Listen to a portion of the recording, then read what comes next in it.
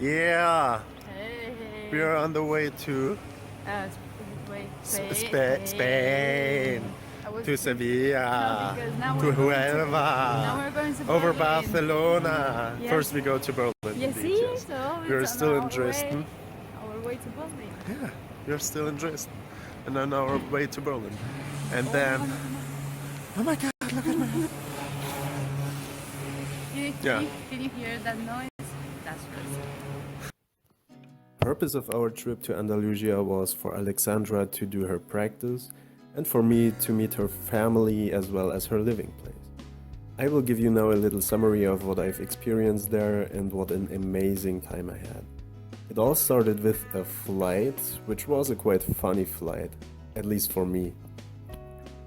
The first days the weather was horrible, but that didn't restrain me to convince Alexandra to go to the beach because I wanted really to see the beach.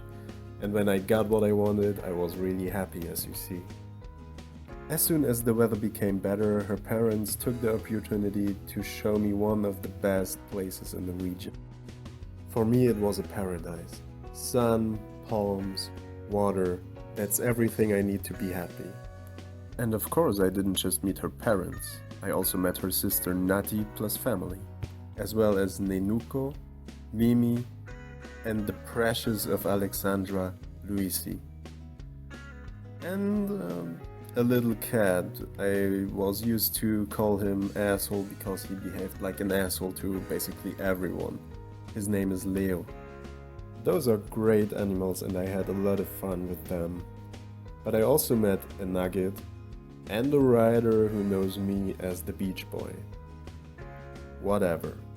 I also figured out that there is an English neighborhood in the wonderful city of Huelva, and I had the chance to greet Columbus.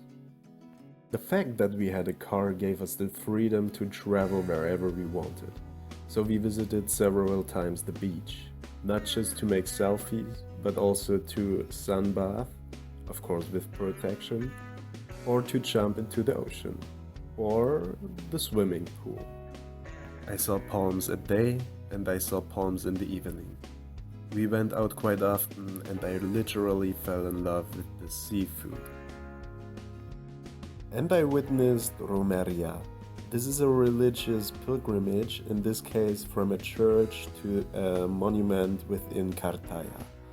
Our problem was that the way from the church to the monument was our street, and it was locked down by the police. But in any case, it was interesting to see what the people did there. Then we had a further really cool trip with Alexandra's parents. Where are we? You recording really? Where are we? I don't know. The beach. Oh, in a national park. What's the name of the national park? Mañana? Doñana. Doñana. It's a beautiful place with wild cats and an ocean Big and cats. big cats, big wild cats and snakes and we survived so far. Yeah.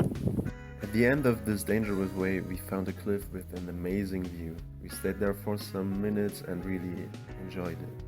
On our way back, we found this little fella and saved him from people who could walk on him.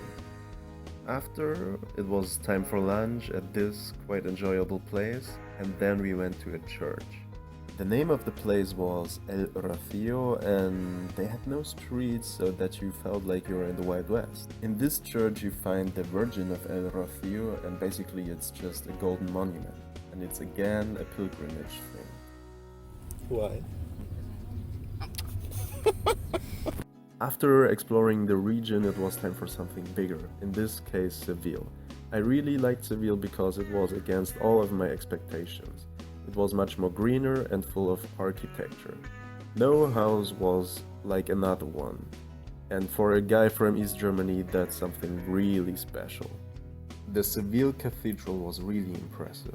It's one of the largest cathedrals in the world and was built over 100 years.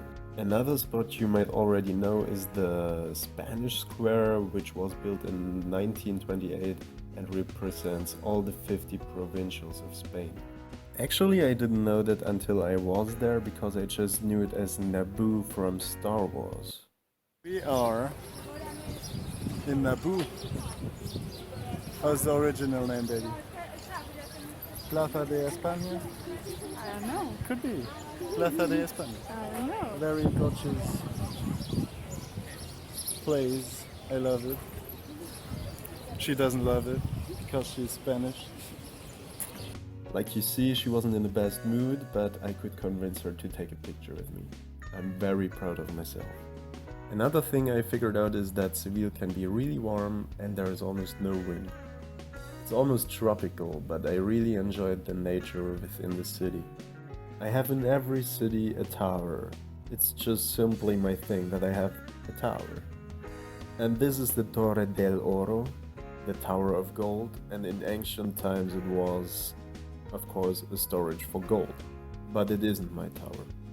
My tower is this one. And it's actually just the Sevilla Tower and the business building.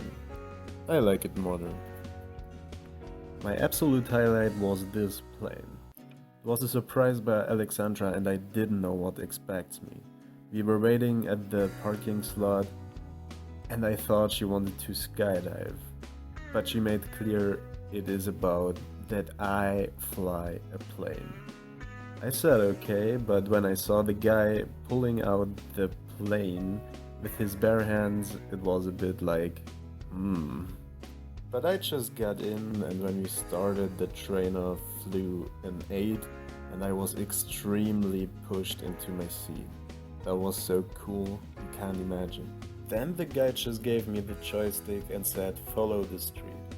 And it was amazing. I mean, you felt every wind gust, but it didn't matter. It was just you and the plane. You're up in the air, you are not too high like with a real plane. You can really enjoy it. All the noise, all the movements, it was amazing. Unfortunately, we haven't had the allowance to fly overpopulated aerial, but still the sight was amazing. After amazing holidays in Andalusia, it was time for me to enter the big plane and fly home again. I felt really welcomed. The parents always took their time for me, which I really appreciated. Also, the friends of Alexandra welcomed me really warm-hearted. And yeah, see you again in winter.